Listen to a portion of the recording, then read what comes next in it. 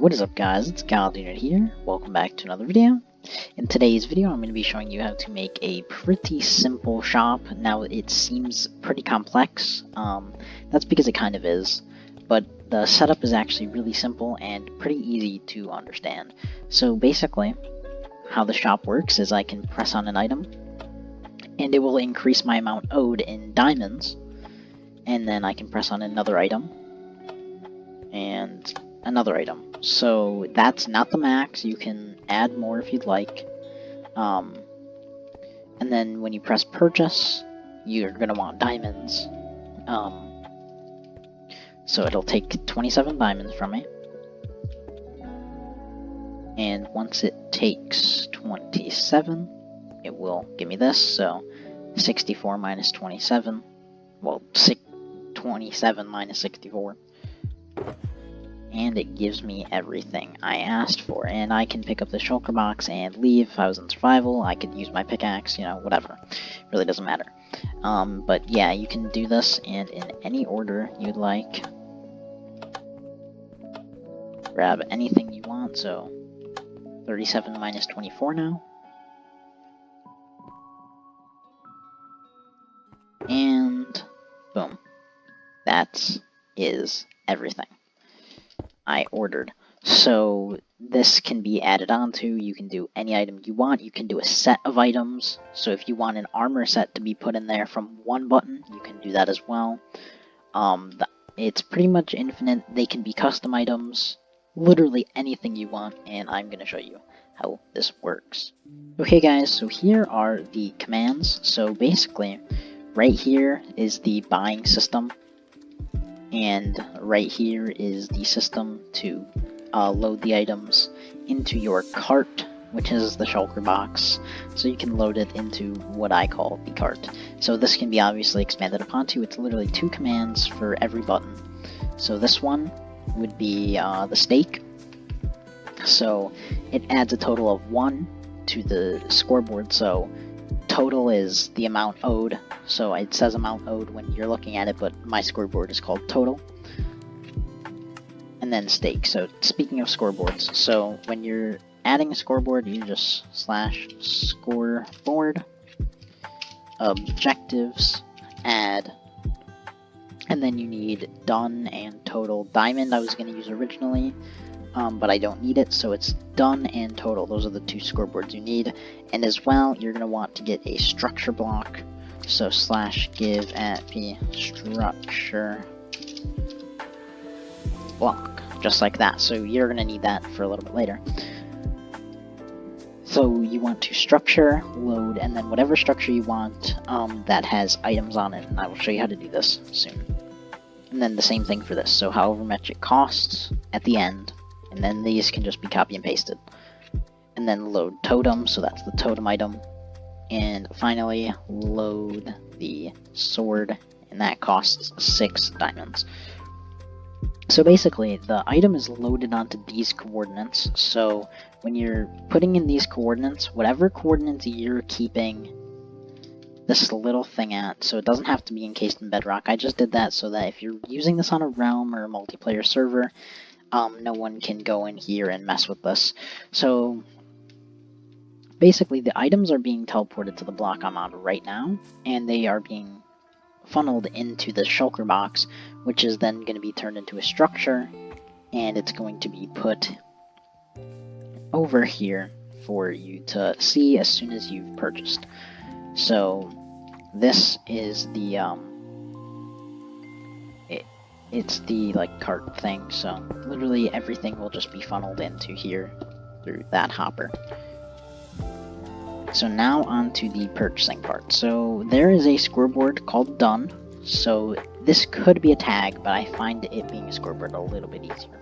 So scoreboard player set at p done 1. So that means that now I'm done purchasing stuff, so now it's going to start taking diamonds from me. So here's how that works. Clear at a scores equals done equals 1 diamond 0 0. So this is testing if the person named done has diamonds in the first place, and if they do, then it will start counting down their score. So it'll clear them of 1 diamond, and then it'll clear the score, and then it'll clear them from another diamond and remove some scores. So that's pretty much how this works. So it needs to remove a diamond in order for the scoreboard to go down, because if the scoreboard was first, sometimes it may glitch out a little bit and remove more scores than you had diamonds, but in this way it can never do that because these are conditional commands.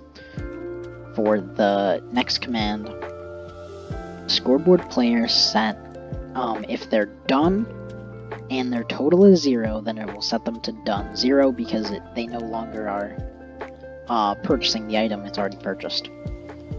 This one saves the cart from its location. So this location over here, so wherever yours is the coordinates you're going to want to get. So these coordinates that I'm staring at right now are the coordinates that it's saving the structure. Now you could use clone for this. I chose not to. It's just preference. So if you want to use clone, you can. If you don't want to, you don't have to. Then you would load the cart. So this can be switched, and then this is your coordinates, and this can be switched to /clone if you want to. This is set block air. So the reason we do set block air and we don't just skip to shulker box is because sometimes if it's since you're setting block the same block, sometimes it just doesn't work and it won't set block. So you want it to set block air first, then set block shulker, so that it can be funneled in again. So these two things. So first of all, you have this. So this is test for blocks. Basically, this is an if-then kind of statement with redstone. So basically, if this is powered on, this will go. And what this does is scoreboard player set, scores done 1, total 0, done 0. So it's this exact command right here. But if this is if the shulker box is empty, because this is an empty shulker box, so this is testing if the shulker box right here, if this shulker box is empty, no matter what, if that's your scores, then you're gonna be cleared of done 0, because there's nothing for you to be buying. And then if this is not empty, if that shulker box over there is not empty, then it will not. Then it will go ahead and allow you to purchase the item, but it's not just going to give you a free shulker box if it's empty and you didn't pay for anything. So the reason we do that is because if the amount owed is 0 and you were to press this button, a shulker box might appear, which you don't want to happen. So that removes that from even being possible. So now I'm going to show you how you can save structures and how you can kind of add upon this. So first of all, just place down your structure block and then change the size to 1 by 1 by 1 and change the Y offset to 1, and then you can name the structure whatever you want. So let's say you were going to add an emerald or something like that. It could be literally anything you want. It can have a custom name because it's a saved structure, so literally anything. Throw this emerald down. It could have any properties. It could be enchanted if it was a sword or something. And then after you would do that, you would save this, right? So now if I changed this sword to, let's say, emerald. I changed that when I went inside of here and I bought a sword and it removed the diamonds, it would give me an emerald. So that it can be infinitely expanded upon. Just add more buttons with these exact commands right here. But for you, so if it costs $10, add 10 or 10 diamonds, and and whatever the structure name is what you put here, and the coordinates in which you want the item to be loaded so that it can funnel in here. Okay guys, so there's this one last part that you're gonna need to know, and basically I have these 4 command blocks here, and inside of here is a title raw command. So basically what this does is it says the amount owed, and then it does the scoreboard objective for title, or for total, and then your name which would be at S because it's executing everyone in the radius of 7. Now these 3 commands are so that whenever you leave the area, let's say I bought a sword, if I leave the area and come back, it will be gone. So this scoreboard set anyone that's 10 blocks away, done 0, so that if they're counting their money or whatever, it goes away. This set blocks a regular shulker box, so that if they were buying something, it turns back into normal, so that the next person buying something doesn't get it. And this last one, yeah, so this is done, this is total.